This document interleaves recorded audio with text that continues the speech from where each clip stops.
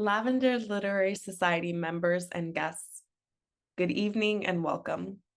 Today we are honored to present Maia Kobabe's book, Genderqueer, a transformative work in LGBTQ plus literature and one of the most banned books in the United States. Genderqueer traces Kobabe's journey of self-discovery, identity, and expression, offering an intimate and powerful look at what it means to navigate gender beyond the binary. My name is Suhaili Bautista Carolina. I'm the Chief of Programs at the American LGBTQ Plus Museum, a new cultural institution dedicated to preserving, researching, and sharing LGBTQ plus history and culture. Our vision is a world where all people experience the joy of queer liberation. I am a Black Latinx woman. I am wearing a Black head wrap, dark lipstick. I'm wearing silver hoop earrings, and my background is blurred. While our first physical galleries are still a few years into the future, our work as a museum is already underway. Over the past 3 years, we have produced a robust slate of free public programming with partners across the country, toured an award-winning exhibition to 5 major US cities, and launched our Lavender Literary Society book club, which you get to experience this evening. When we open our doors as New York City's newest museum, we will tell the stories of queer people across time, place, and identity. The museum will be a space for celebration, remembrance, and connection, a place where queer magic is real, our ancestors are honored, and our stories are told with power and pride. But you don't have to wait until 2027 to be part of our story. You can join us now through public programs like this one, traveling exhibitions, our newsletter, join our book club, or by becoming a founding member. Every gift of support, every act of visibility helps build this museum from the ground up. And you can learn more about the American LGBTQ Plus Museum at americanlgbtqmuseum.org. For those of you joining the Lavender Literary Society for the first time today, we'd like to begin by sharing a bit about our book club. The American LGBTQ Plus Museum Book Club is a space for community and connection, bridging generations through the magic of storytelling. Our titles are a mix of popular queer history and memoir with inspiring authors and iconic guest facilitators.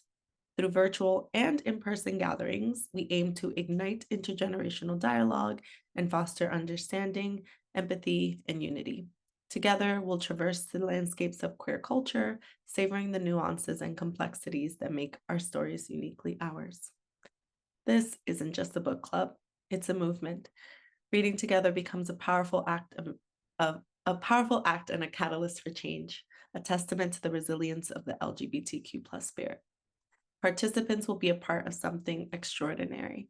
And in this book club, we won't just read, we'll weave the threads of our stories into a tapestry of strength, resilience, and pride.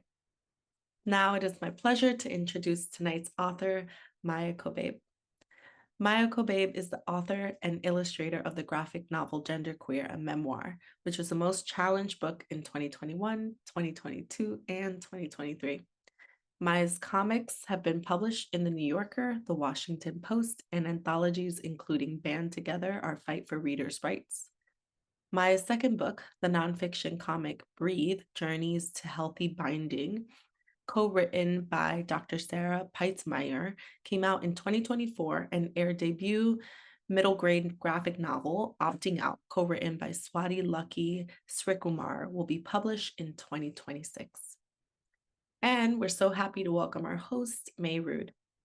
Originally from Idaho, Mey Rude is a trans Latina, lesbian, entertainment journalist, and cultural critic. She has over a decade of writing experience at places such as them.us, Autostraddle, Remezcla, and BuzzFeed. Mey is currently a staff writer for Out.com, Out Magazine, and The Advocate. She lives in Los Angeles with her wife, Daisy. And without further ado, I'd like to welcome Maia and Mey to the virtual stage. Hello. Hello, hello. So good to see you.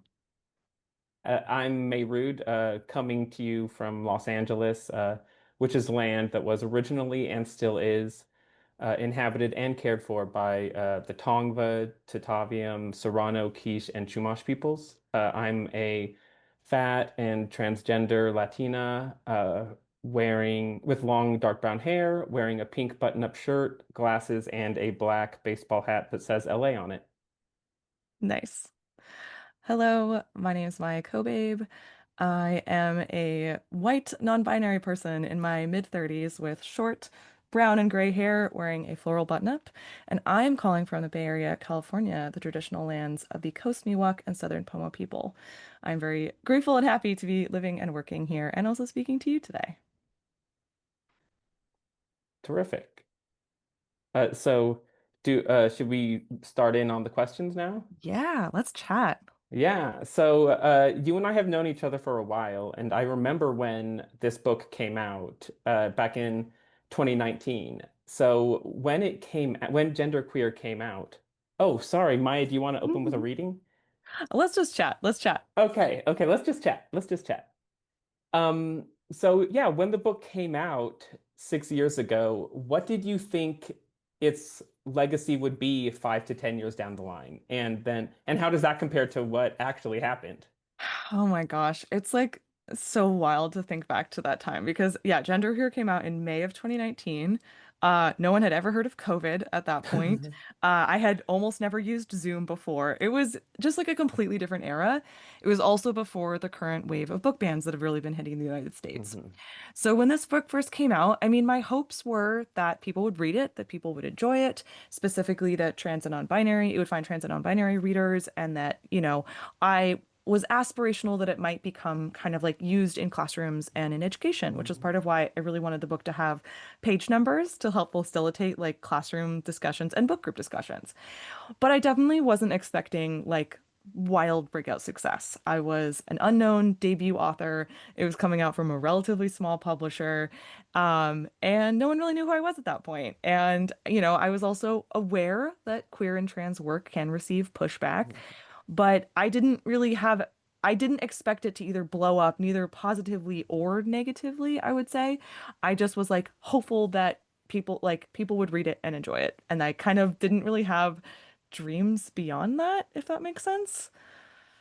Yeah, that does. Yeah. And so, obviously we'll get into book bans in a minute, Mm, but I want to know more about your pronouns mm, and how you chose your pronouns, ear, which you mm, talk about, in the book, exploring they, them pronouns and then mm, finding neo pronouns. mm. So how did you come to uh, find those pronouns? And do you think people are more receptive to neo pronouns than they were when you started using them?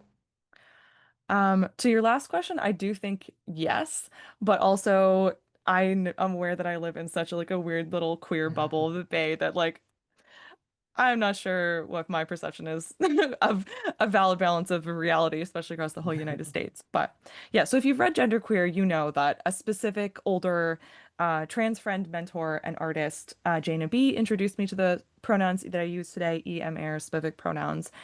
And it was at a really specific time. It was in like 2015 to 2016 when I was starting to see people use they, them pronouns. And I was starting to see people putting pronouns in, say, like their email signature or on their blog bio or whatever. But there were still conversations about whether like they, them pronouns were um, grammatically accurate to be using for a singular person, which happily now dictionaries, including Merriam-Webster, have cleared up and said, yes, we can Mhm. use the singular they grammatically correctly. And I think there's a couple reasons why I leaned towards EM Air. First of all, I just really like them. And when I first heard them, it was just this sort of like lightning strike moment of being excited and happy and being like, wow, this is really just like jiving with me, sort of for emotional reasons that are not particularly Mhm. logical. They're just kind of an emotional response. But I'll also say there was a little bit of being like, okay, well, if people are saying they, them are too hard to use or too complicated or not grammatically correct, what if I pick a pronoun set that's like even harder to use and even more complicated and identify as a little bit of a problem? And in then sense, maybe make, by being a public figure using neopronouns, make they, them pronouns look easier in comparison so that hopefully anyone who is, I don't know, struggling with them would be like, oh wait, actually I would love to take they them over your weird neo pronoun set. So like there was like a tiny bit of spite in my choice, but also a lot of love and joy.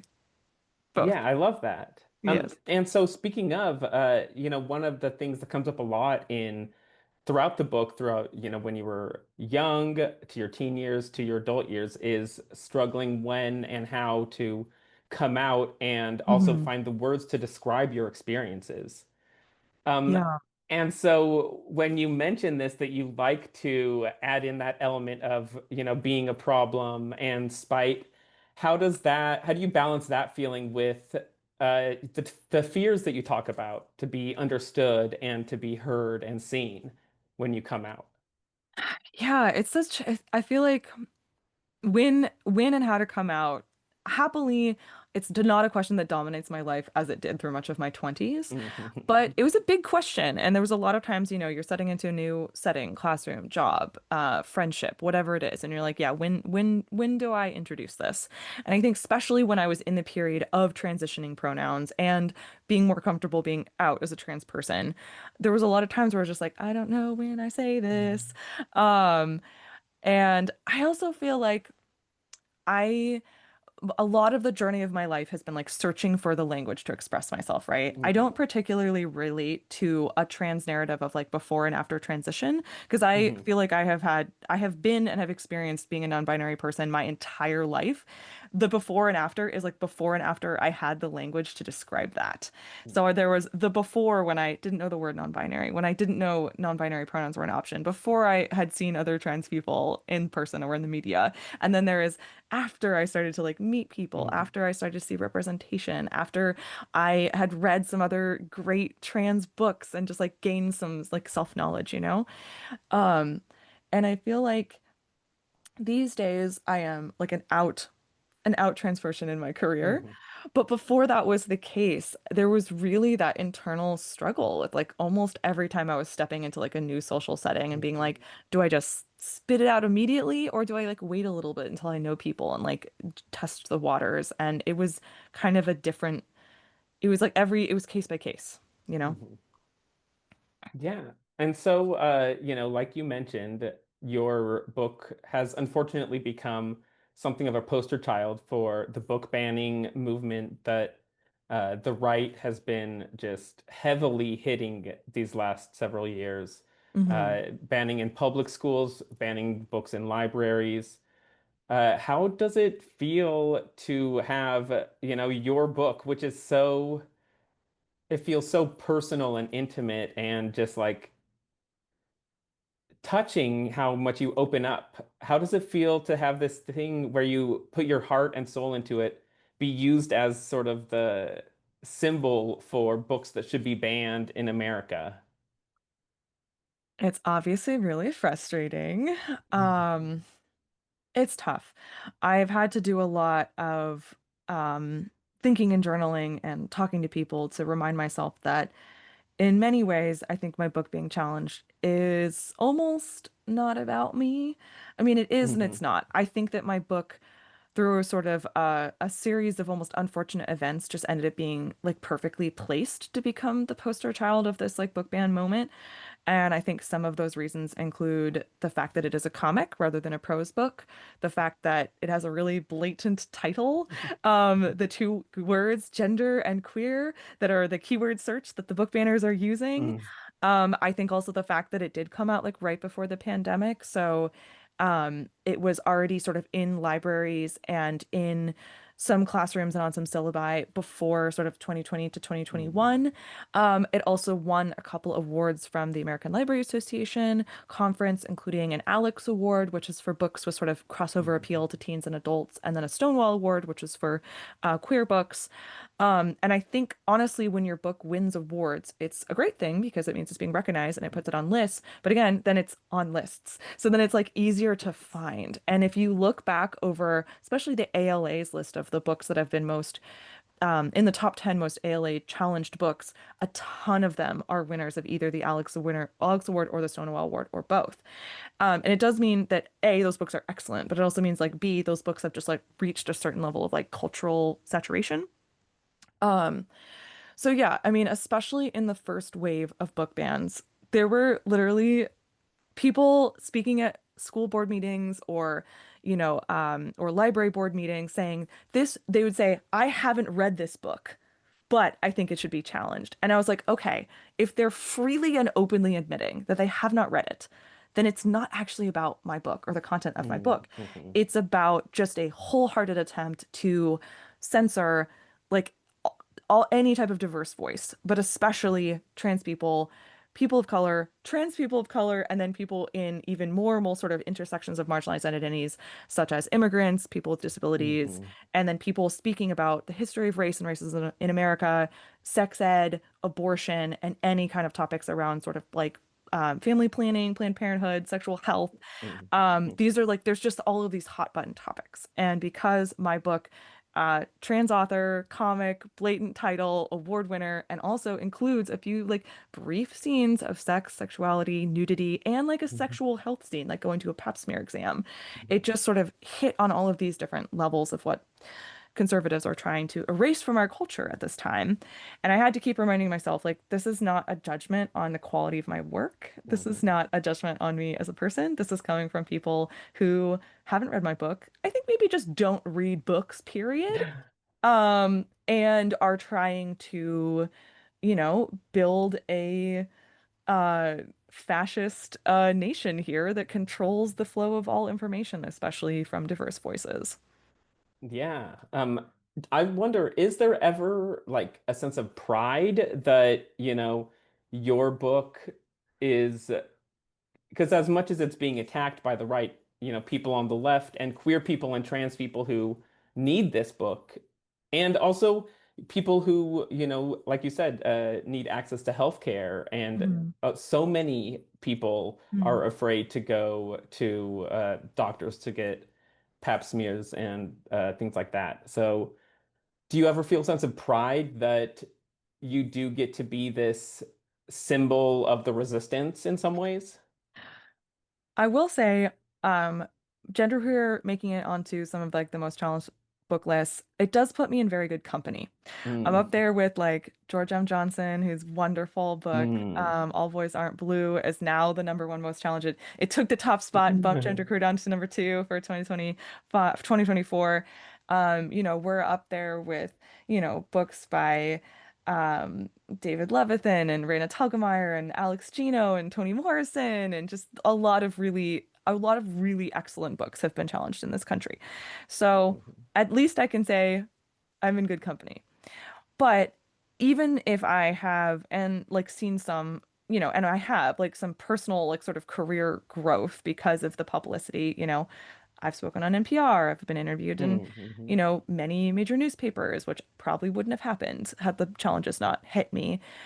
It's still like I don't think any of the personal gain is worth the cultural loss Mhm. because when a community challenges books, especially when a community starts attacking its own like public library system, as we have seen in multiple cities and multiple states, where the book challenges escalate to attacks on library funding or attacks on the careers of librarians. Mhm. Um, it's Or like threats to watching their homes themselves. it's like watching a community like just cannibalize itself because a library is such a public good and such a source of resources and access. I mean, Mhm. everything from, yeah, yes, like books and like, free Wi-Fi access generally, but even just like a safe temperature controlled place for people to read, to study, to fill out job applications, to access voting resource, guides, to for kids to wait after school for a bus. Like it's so many Mhm. things, right? Not even counting like usually the programming classes and workshops that libraries Mhm. offer. And watching communities attack their own libraries. Mhm. It's just like an attack on the heart and soul of a community. And the people who are going to be the most affected are those, of course, who are already the most marginalized.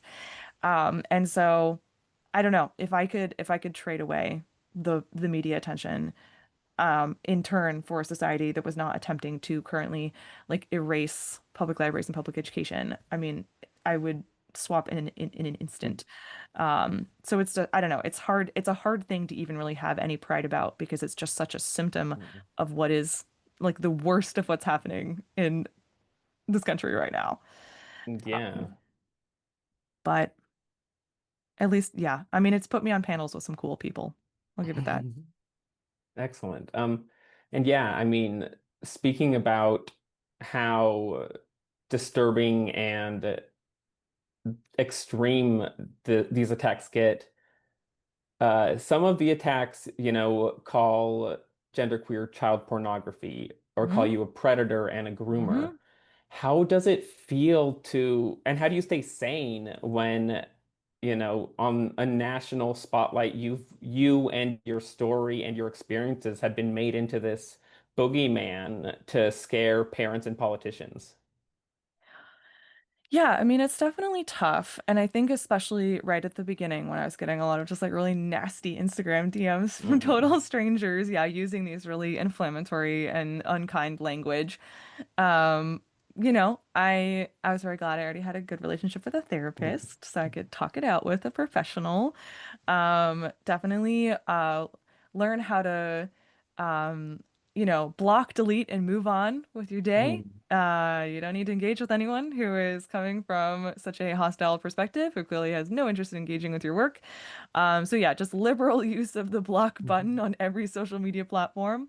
Also kind of pulling back a little bit from being as online. I definitely stepped back from multiple like social media platforms or decided Hmm. like I need to figure out ways to engage with this that are going to work for me and are not going to be ruining my mental health. Hmm. Such as deciding things like on Instagram, like this is not a personal account. I don't post what I'm doing. I don't post pictures Hmm. of my family. I don't post vacations. This is literally only for sharing art and for posting professional updates. That's it. Um, and that's kind of how I end up running all of my public facing social media at this point. So yeah, it definitely feels bad. But I am not without support. I have never felt alone in sort of this book challenge fight. And at the beginning, that was just having like a really supportive family and really supportive sort of immediate circle of friends and, writing circles and professional colleagues. And then as sort of the book banning like continued into like year two and Hmm. then year three and then year four, meeting a lot of the other authors who were also being affected. So feeling like, okay, um, you know, I can, check in with, yeah, George M. Johnson or check in with Mike Curato or check in with Marina Telgemeier, all of these other wonderful authors who have had their work challenged and kind of touch base with each other and make sure we're all doing okay and, support each other as much as we can long distance.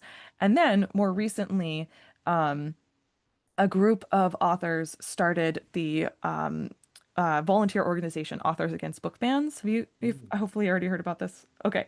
Um, so Authors Against Book Bans is a relatively new, author, editor, illustrator focused organization.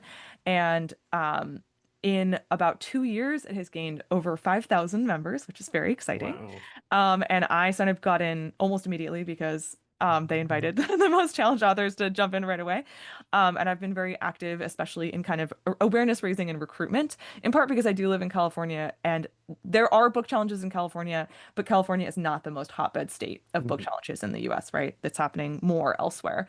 And so I was like, I think that what I can do is like raise awareness, like making, working on zines and brochures and sort of informational posts and resources that people can share when they're going to events and that kind of thing. And being able to join Others Against Book Bans and get in on the big group Zooms and there's a very active like Discord community and like seeing what everyone is doing to fight book bans has probably been the number one most important thing to both make sure like improve my mental health because I'm like I am not alone in this and there's lots of people who care about this topic and we're all getting together to like organize and fight about it. Um, and also just like there have been some really big wins in the last couple of years. I know the news constantly seems dire and terrible, but the states of Rhode Island, Oregon, and Colorado have all passed really great anti-book ban bills, so bills that Mm. protect authors, protect freedom of speech, and protect librarians. And in each of those cases, Authors Against Book Ban members were involved in pushing forwards the bills. And in Rhode Island, and specifically, they actually help write the language of the bill and Mm. then bring it to, all the stages of like, submitting it to the state, the sort of state senate and then like working with their state governors and, press releases and drafts and committees. And it's been really, really, really wonderful and exciting to see authors stepping into sort of the legislative side of the fight for books and yeah, pass some really great bills and just be like, okay, like we're having to fight it state by state, which I feel like it always comes down to that. Hmm. And even in some places like city to city. But seeing those wins and seeing everybody like working together helps a lot, especially because when you're like, okay, the mean DM is maybe like 5 words long and 2 of them are misspelled. And then like the supportive messages are these like paragraphs of like heartfelt, like wonderful, Mm. like, supportive messages and being like, okay, I can ignore these like short, poorly written hate mail because I'm seeing this community, this advocacy, this like support, all of and these wins like on this other side. So, yeah, I am very much a person who believes that action is the antidote to despair. Wonderful. And so you mentioned this Authors Against Book Hmm. Bans group and the victories in Rhode Island and some other Mhm. states. What are some other things that have gotten better in, your life or your community or your industry, you think, since the book came out or since these book bans have started? Yeah, here's this is the wild thing, and let me know if actually you relate to this. As the world seems to be going absolutely to heck, my personal life has been like getting better and better. I mean, aside from sort of like the stress and fear and all of Hmm. that, but I had a lot of wins. One of them is multiple people in my immediately family coming out as non-binary or trans. We love to see Wonderful. it. The numbers are growing. So very shortly after genderqueer came out, my sibling, who we use she, her pronouns for Phoebe in the book, but Phoebe came out as non-binary and now uses they, them pronouns. Like, I think it was like a month before the book came out. So like right around the time. So didn't quite get that edit into the text, but that is like I mean, it's been just an incredible thing for me because we're really close. And like, because we grew up as like sisters and then being able to be like, yes, now we are siblings. Once again, we're Mm. like, our gender identity is the same. We're both non-binary now is like really great. But also that someone who I'm so close to in my family is like also like on, like on the correcting pronouns, like on, Hmm. queer and just out is just really wonderful. So personal personal win there for me. And then also like my friend group has just gotten more and more queer and also more and more Hmm. trans. I think by like within the last 2 or 3 years, I was like, I think almost half of my friends use either a non-binary pronoun set or a like a she they, a he they, or he she they, So just like watching sort of my personal life just get like more and more gender non-conforming is fantastic. And it's so wonderful to like step into a room and be like, as a non-binary person, I'm in the majority in this space. That's feels great. Um, yeah, and then I think, and you also asked about like industry. Like, I think that, I mean, we've seen a ton of like just we're in, I would say like a renaissance of queer and trans books coming out. I feel like more titles are coming out like every single year to the point where it used to be I could read almost like every major trans book that came out in a year. I can no longer do that because there are too many, which is very exciting. And Hmm. I'm really hoping that we see this as a continuing trend because I know that like the books coming out 2024, 2025 were probably acquired in like 2019, 2020, 2021. It's like, the publishing it takes like 3 to 4 years Hmm. to get a book out usually. And so I'm really hoping that we aren't seeing in this kind of like you know, second Trump administration moment that those editors are no longer acquiring Hmm. the trans and non-binary books at the same rate so that we see like a dip in the next like 3 to 4 years. I'm really hoping we that does not happen because I feel like right now we're just seeing this absolute just like wealth of like incredible everything from like comics, novels, memoir, poetry. It just feels like everything is just coming out right now, which is great. Perfect. Yeah. And so I want to talk about the final scene of the book, Mm, which, has you teaching a class and sort of debating to yourself or with yourself whether or not you're going to come out, hmm if it would be important to the students in your class to see examples mm. of this, if you think you would be supported, if you think parents might complain. Yeah. Now that we are 6 years later and we've seen attacks from, the Trump administration as well as on city and state levels where queer and trans teachers and librarians have their jobs threatened or eliminated for talking about their personal lives or Mhm. coming out. How does that scene feel to you now? Yeah, that's another one that's like so interesting to look back on because um what I wrote in that sign was genuine, that I was genuinely pondering whether or not coming out was like a good idea, specifically in Hmm. like sort of the setting that I was in. It's especially because the workshops I was teaching that I reference at the end of the book, they're 1 day workshops. I was not working with students long term. And I think if I had been teaching like, oh, I'm going to have these students for like a whole semester, Hmm. I definitely, it would have felt more appropriate, or I would have felt more comfortable at coming out because I was like, I'm having an ongoing relationship with these Hmm. students across weeks. Whereas when I was teaching a 1 day workshop, I literally had 3 hours with these kids. And then I was probably never going to see them again. It was like, how much time at the beginning of like a very Hmm. limited time workshop do I want to spend? Like, do I want to just do like a quick pronoun thing but not explain it? Or do I need to like do some introing? And again, this is like back in like 2018, 2017. So like the kids are a whole generation smarter and queerer now, right? Than they were at Hmm. that time. So there was a lot of kind of uncertainty about like, is coming out in a 3 hour workshop with kids, I won't say again, is that like the right use of my time? Um, and I never fully answered that question, to be honest, which is why it's not answered fully in the book. It was an open question. Um, but I do remember when I wrote the like, if I came out, like, could I lose this job? Being Hmm. like, I am worried about that, but like, am I just being paranoid? It's not really like a real fear. Now that fear feels more legitimate. Like it, unfortunately, I think that um, queer and trans teachers, especially in some states in this country, are perhaps actually more endangered or like in more vulnerable position now than they were 6 years ago. And that's tough. That's really hard to face and to think about. And I've definitely heard stories from queer teachers who have unfortunately felt the need to leave, especially if they were teaching in like an elementary school. I think it's a little different when you're teaching in high school and especially like college level. Um, so yeah, I feel so much for educators today, queer educators who are probably wrestling with these same questions and having to weigh the balance of like what's the current climate of my administration or the school, like school board, school district, state, community, like do I have a couple really vocal either supportive or non-supportive parents of kids in my class? Like it's unfortunate that that part of the book feels even more relevant. I wish it had aged. I wish it had aged. Um, but it didn't. Yeah. Yeah. And so speaking of, being that person for younger people to see, Mm, there are a lot of times in your book where you talk about seeing people who sort of changed how you were able to view yourself, from Oscar mhm, Wilde mm, and Johnny Weir to Harry mhm, Styles, and then also other people like you mentioned meeting Mel Gilman, who mhm. uses they them pronouns, how that changed things for you. Now that you are that person for other people, that representation that you needed to see, how does that feel? It's wild. It's wild to have just turned 36 and to have some people see me as a queer elder.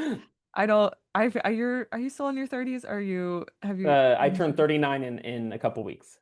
All right. So yeah, so here we are in our later 30s. Hmm. And it's just wild to be like, wow, I feel very young to be a queer elder. Uh-huh. Um, but also I know that there's multiple factors in this, right? That um like even if you've been out for like 1 to 2 years, you already like know so much that someone who is like just coming out now or isn't even out yet, like maybe doesn't know. And I think one thing that's really wonderful is that the queer community is often like so generous and excited to like share, that knowledge with like, the queer babies coming up, the queer babies of any age, who are just arriving. Um, and I mean, I'm very happy to be someone that people can look up to. I'm happy also that the queer young people of today just have more and more people to Mhm. look up to. There's more people coming out, and there's more people who are like coming out of hiding, and there's more people who are like surviving, right? Because again, there's like the lost generation of our queer elders because of Mhm. the AIDS epidemic, like chomping out like a whole generation, right? Um, but yeah, it's strange and interesting and wonderful, and I'm excited to only keep growing older and more trans as time goes on. Can't wait to be I genuinely like it is such a privilege to grow old. it is such a privilege to grow old as a trans person, especially. And I can't wait for me and all my friends to reach our trans grandparent years. It's gonna be great. Yeah. It's gonna be so good. Excellent. Something that I think is really uh, powerful about the trans experience is that often when we're young, we have a hard time picturing ourselves in the future. Yes. And so, what is it like now that you have, lived beyond what you ever imagined you Mm. could and Mm. become this person that you never could have imagined when you were young? Yeah, it's definitely, I feel like as a young person, I was only ever able to project out like maybe 2 to 4 years into the future. Partly because I was just a student for so long. I have a master's degree, so I was in school for like 20 years. So I was usually thinking in terms of, oh, 2 more years until I'm a senior in high school. And then, Hmm. oh, 4 years of college. And then, oh, my master's degree is going to take 3 years. And, I'm thinking in these sort of educational chunks. I think one thing that was also very exciting to me is reaching a point where because my goal was that I wanted to be a full-time work from home freelance author illustrator. And I was hoping that I would get to a place where I didn't need to have, alternate secondary jobs and I didn't need to, yeah, like day job it or hustle constantly with random side gigs. And I feel like oh, sorry. Um, that I finally hit a point where I was like, okay, in the last 2 or 3 years, especially I think after I sold my second and third books, that I was like, oh, I think I think I have some career stability. I think I can actually I think I can maybe count on the fact that I will be able to keep doing this freelance writing and illustrating and being a cartoonist. Hopefully full time, hopefully long term. Um, and that was very, very wonderful to like reach that moment. And that if I do take random side gig jobs, it's because they sounded cool and interesting and that I wanted to take them on, not out of like complete necessity. And instead I'm like gnashing my teeth, wishing I had that time to spend on my, creative work. Hmm. Um, so yeah, it's yeah, it's good. I am very happy to be able to be a full-time trans author.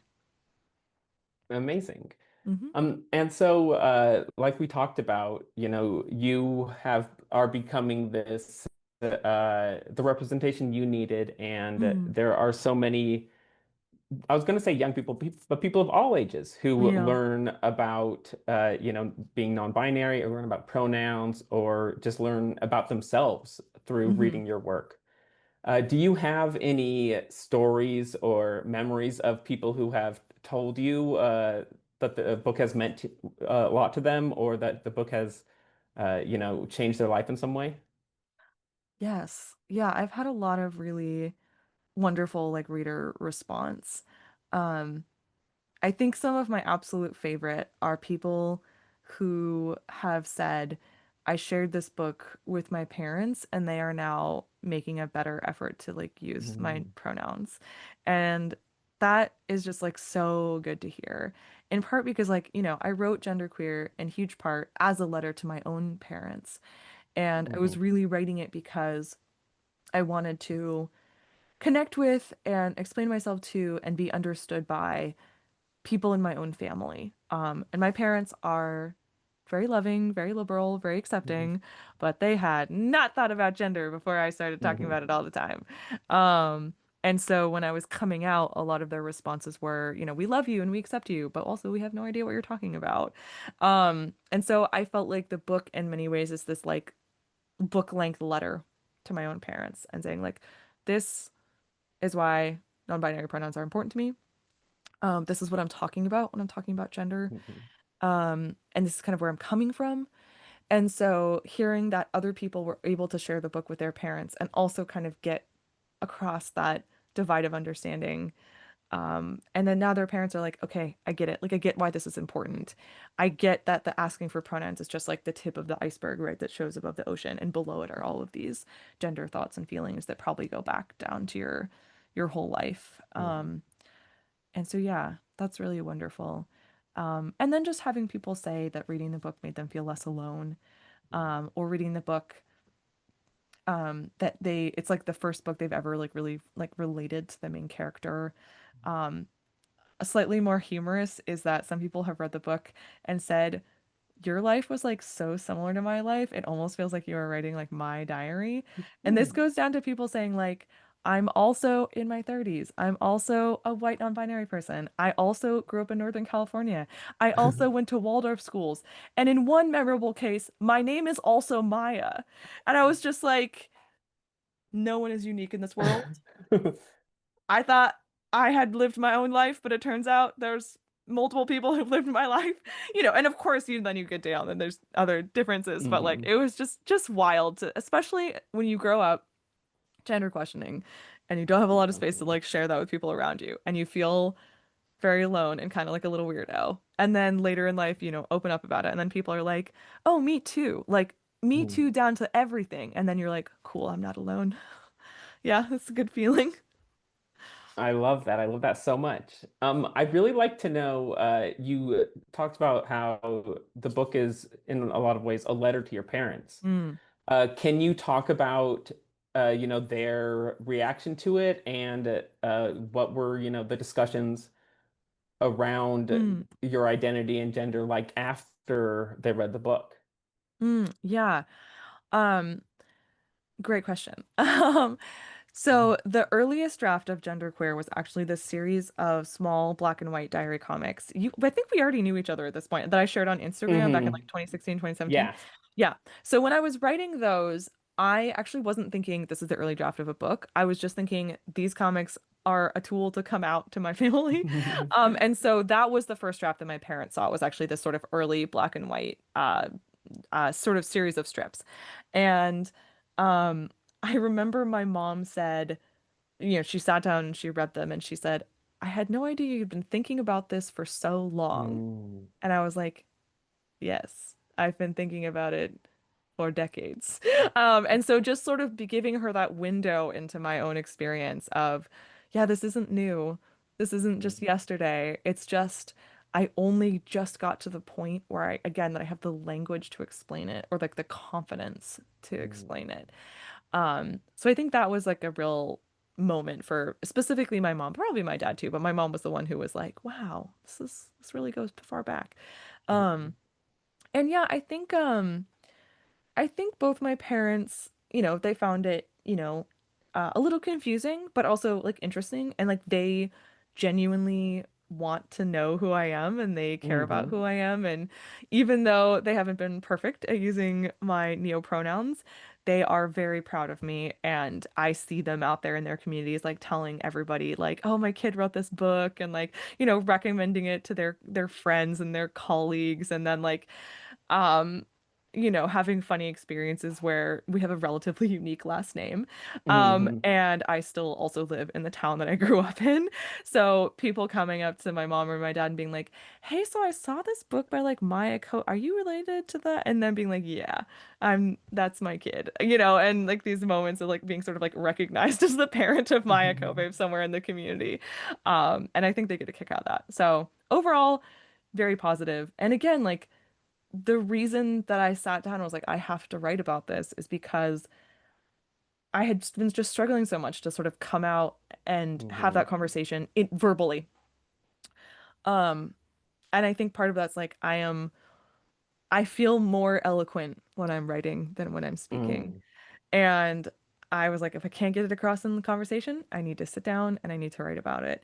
And I'm so glad that I did make the decision to do that because it has meant that I do feel so much more seen and more known and more understood, especially like in my family, but really in every sphere of my life. Yeah, amazing. I totally understand. I came out to my parents in letters because, yeah, Mm. writing it out, I think it really helped me to get the Yeah, words out. yeah. And so I want to know, do you have tips for anybody who wants to explore their identity or just their story through comics or writing? I mean, the main thing is you should do it. Mhm. You should do it. Um, I have found it like so valuable to sit down and really make the space and time to think about my own identity and how I want to explain it through writing and drawing through the medias I feel most comfortable with, which is comics, drawing, art.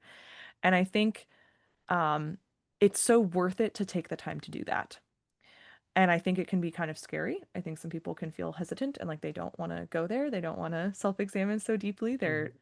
nervous about what that might stir up or the hitting into those uncomfortable zones of maybe like fear or shame or regret. Um, but let me tell you, facing them and working through them and processing them is like the best gift you can give to yourself. And then not carrying those fears or shames or regrets with you for your whole life and instead being able to get them out in some form. And again, it doesn't, you don't even have to share it, I don't think. But I think, Mhm. especially if you are a writer, but again, if you're a different media, if you're a poet or maybe you're a musician, you're a collage artist, Mhm. whatever it is, I think sitting down and really figuring out like how do I want to express myself or how can I say who I am or how can I um, speak some of those the big deep questions of my life is so so worth it. And there are multiple kind of metaphors or moments that are in the book of Mhm. genderqueer that only came to me because I took the time to sit in front of a blank piece of paper and really think like how can I explain this. And again, like I said, my parents were my primary audience that I had in mind, Mhm. and my parents are like crunchy granola vegetarian Waldorf hippies from California, so nature metaphors felt very natural, being like Mm. my parents, my gardening mom, my backpacking dad, like they will understand if I use metaphors of growth or of plants or of walking through a landscape. Mhm. But there's one page in genderqueer where I say like some are born by the mountains and some are born by the sea. Mhm. Some, are comfortable to live in the place where they're born, but other people have to take a journey to reach the climate in which they can flourish and grow. And that was like it was like a metaphor that I only came up with because again, that I took the time. I'm sitting in front of a blank piece of paper and I'm thinking, how do I explain the necessity of transition to my mother? And it didn't come to me on day one and it didn't come to me on day two. It came to me after like many days of like writing and drawing and thinking and sketching and drafting. And then I came to it and I was like, okay, this is, I think, the clearest, shortest, most like elegant way I can explain this to someone. And I, again, like I wouldn't have come to that like explanation or that metaphor except that I put the work in of trying to reach it. Um, and that was like, again, it was like so valuable to me personally. Like, even if I hadn't published it, having written it, like, helped me just internally as a person, like, so much. And so I think anyone who has been pondering, like, oh, should I write about myself or I'm feeling called to memoir or, self-examination, like, please listen to that call. Mhm. Like, please, like, take up that pen and, or the paintbrush or the instrument, and follow it because I think it will just be extremely personally meaningful. And then if you decide to share it or publish it or somehow put it out into the world, it can be so meaningful to others also. Um, and there's just like sort of nothing, there is nothing that matches like being willing to express in some creative form like your deepest truths. And I think it's one of the things that humans both crave to do and crave to experience from others, like almost more than anything else.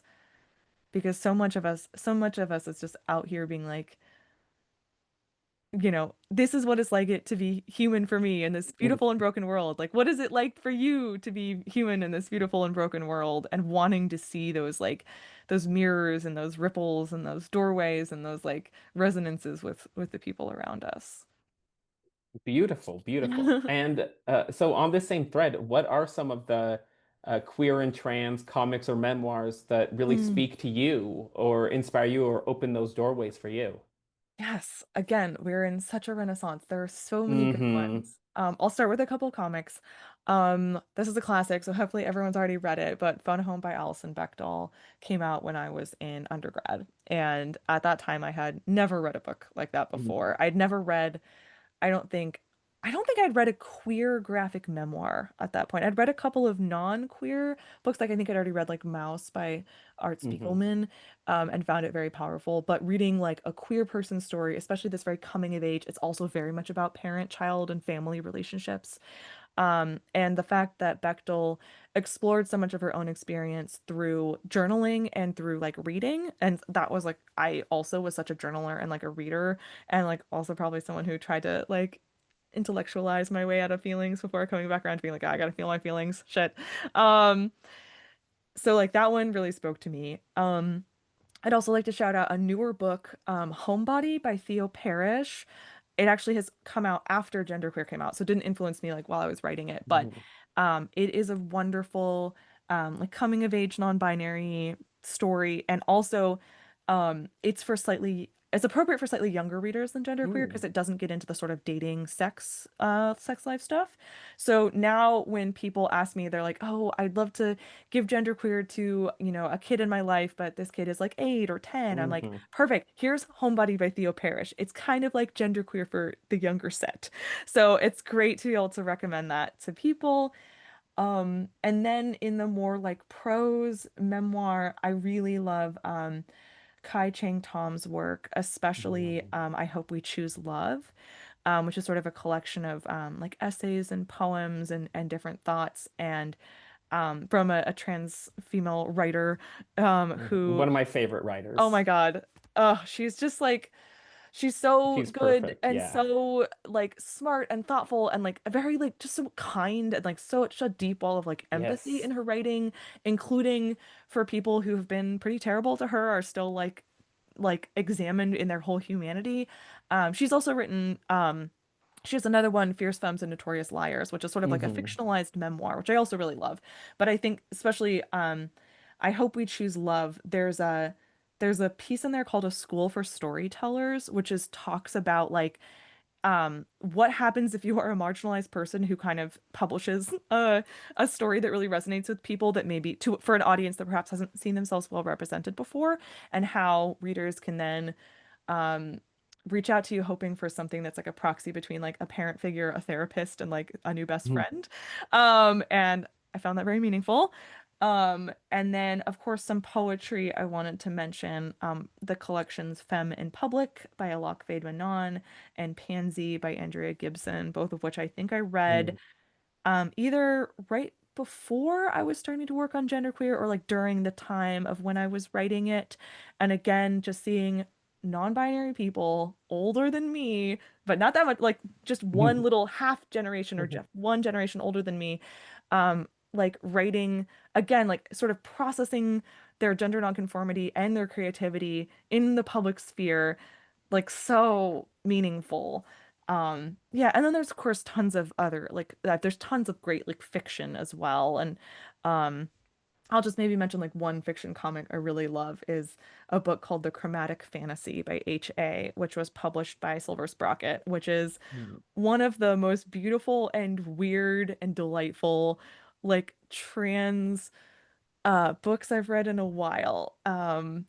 It's the art is very influenced by like medieval, like illuminated Hmm. manuscript. It's very lush, it's very decorative and illustrative.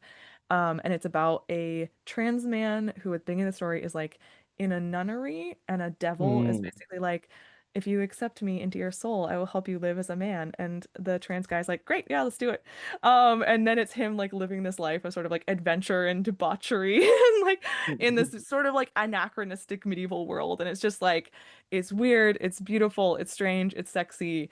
And it made me like again like just so excited about like the type of trans books that are coming out now, which can I think have even more room to be experimental and strange. We're happily past like everybody needing to like just write their coming out story.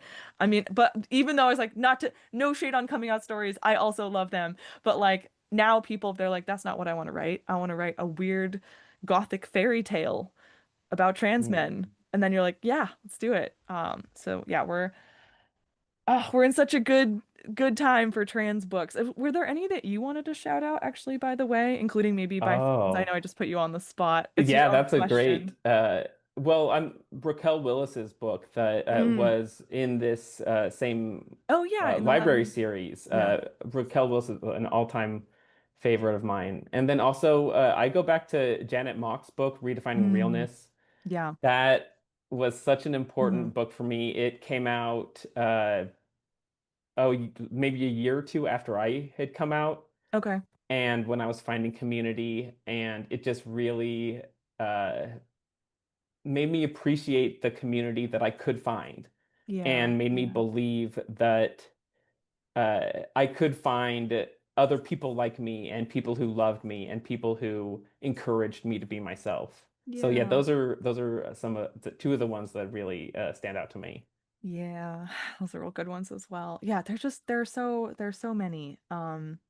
There are so many, and it's really Hmm. wonderful. Yeah. Yeah. And so other than, you are so excited about all these amazing queer and trans books and comics coming out, what are other ways that you find joy in your transness, especially in, times like these that can be so In hard, so many negative 2025. messages about, yeah. Yes. Um, I think obviously spending time with trans friends and trans community is huge, right? Being able to be in a room where you just feel like, okay, we're all here. We've all done some gender processing. Nobody's gonna Mm, accidentally have to trip into giving anyone else gender 101. We're all at the 401 level minimum. Probably actually we're in our master's or PhD in gender at this point. And yeah, just being able to feel like you're completely surrounded by people who get it and who are on parallel journeys and also like discovering new things that then they can recommend to you as well is like really great. Um, yeah, I mean, I definitely in genderqueer mentioned that I was sort of at that time at the beginning of like a little bit of like a fashion journey too, mm, like that I spent so many of my teen years just dressing really, really boring because I wasn't mhm, comfortable with myself and I was trying to deflect people's attention and deflect people's eyes. And it was very like camouflage, do not see me. I'm gonna wear mostly mm. like gray and black and like navy green and literally try to like fade into the background. And instead being like, no, I am going to wear florals, I'm going to wear patterns, I'm going to introduce bright colors and nail polish and earrings back into my wardrobe. And because I really at heart am a bit of a dandy and I do love especially like a good pattern shirt or like a vest or like honestly if I get away with wearing capes every day in my real like day-to-day life I would. And letting out that Beautiful. kind of like dandy, especially in the sort of like sense of like, you know, the Oscar Wilde, the 1800s, like the Hmm. some historical fashion. Let's go all the way back to like the Renaissance or medieval. Let's wear capes and let's wear like diamond patterns. I want to be like, yeah, just like a little fancy peacock maybe sometimes. Um, and being sort of comfortable wearing clothes in public that would also make people notice me or make people look at Mm. me or perhaps you know inspire a comment did it just you know it took a long time to be comfortable with that and I'm glad to have like kind of been able to reach a place where like dressing a little bit more yeah flamboyantly felt comfortable and exciting instead of like scary and in attention drawing in a way that I wasn't happy with um and I think, yeah, I also feel like just as in we're like such a richness of trans like books, I feel like we're having like there's more and more queer music and also more and more like Mm. queer and trans podcasts. So I also, while drawing all day, can just be listening to like the Gender Reveal podcast or like some, you know, I could just be listening to like trans and queer people having like cool, smart discussions about their work or the state of the world or pop culture and just sort of like flowing that into my brain at like all times, which is pretty great. Perfect. What's some of the queer music that you listen to? Okay. Well, I do listen to a lot of Korean pop music, so that takes up a big amount Excellent. of my brain space. But when I'm listening to a Western artist, it's almost always going to be like Little Nas X, Lady Gaga, Chappell Roan. I love a pop star who's really extra.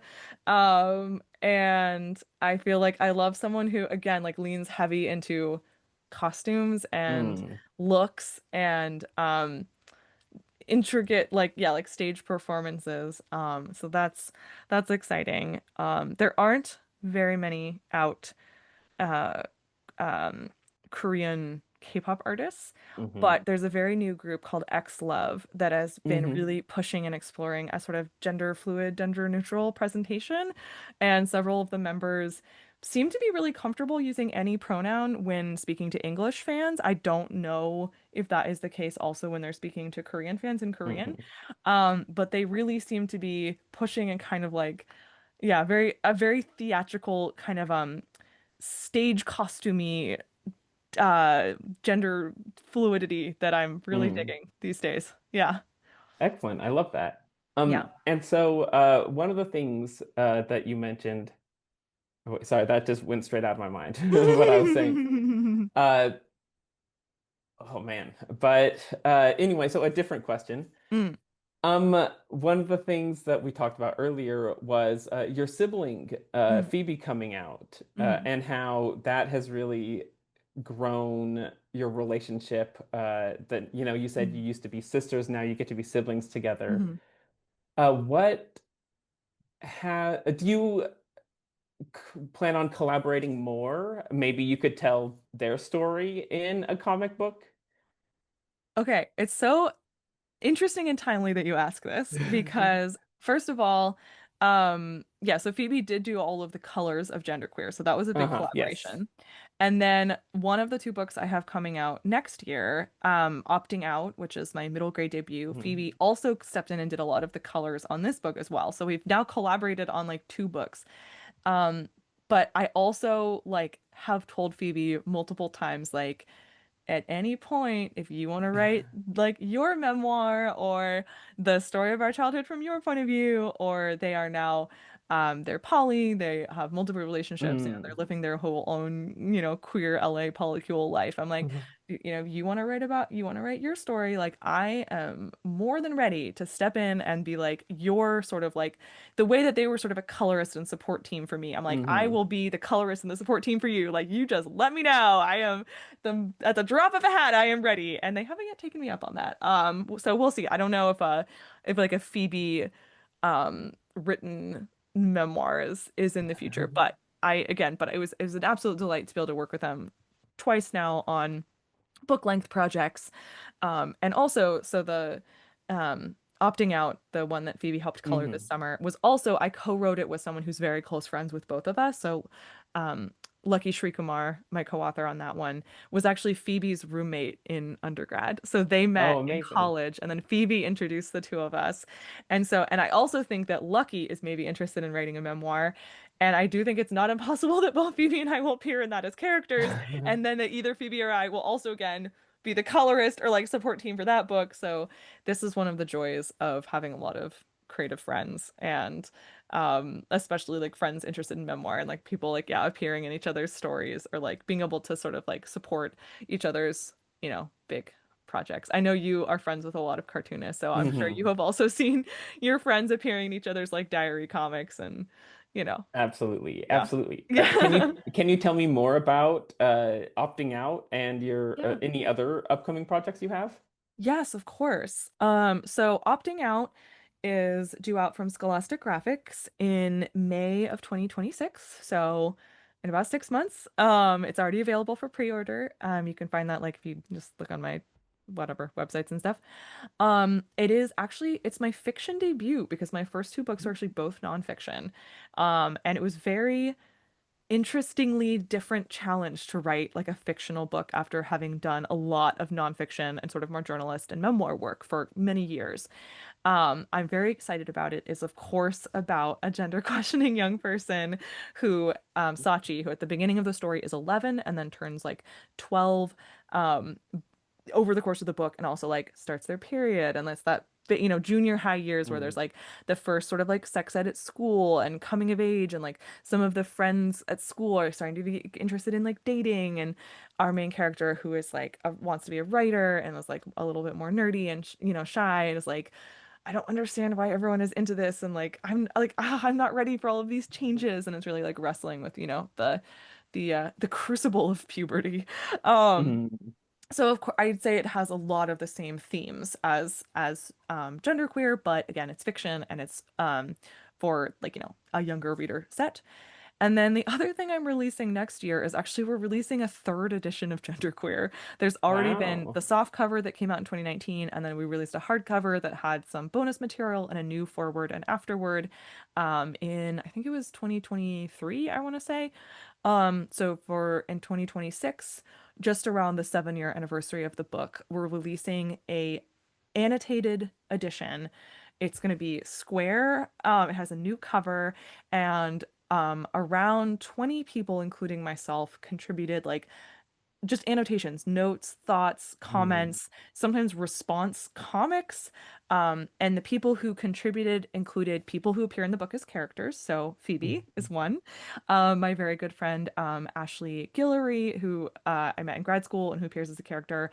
A couple of my professors from grad school, including Mel Gilman and Justin Hall.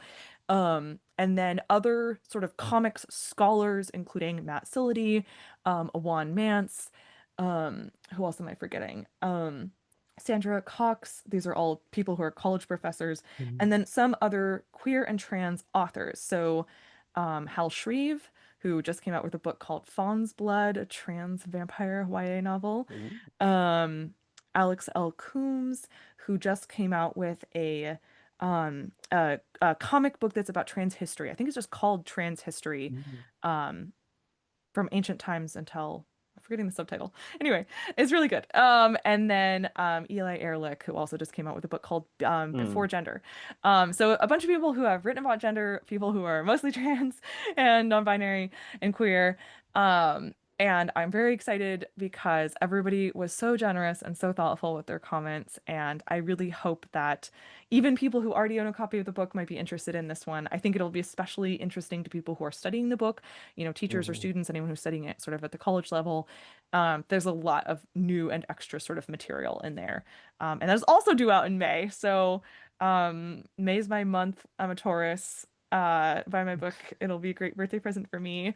And yeah, I'm really excited to share both of these with the world because they've both been in progress for a long time. Sachi, or the story about Sachi opting out, we've been working on it for almost 6 years. So Wow. it's been in progress for a really long time. And I'm very happy that we can finally tell people about it and share it, and the world can see it. People can read it. Terrific. And so as we start to wrap up here, Mhm. you've done nonfiction comics and memoirs. You've now done fiction comics. Mhm. What is there anything else you would like to try? Something new that you would like to try next?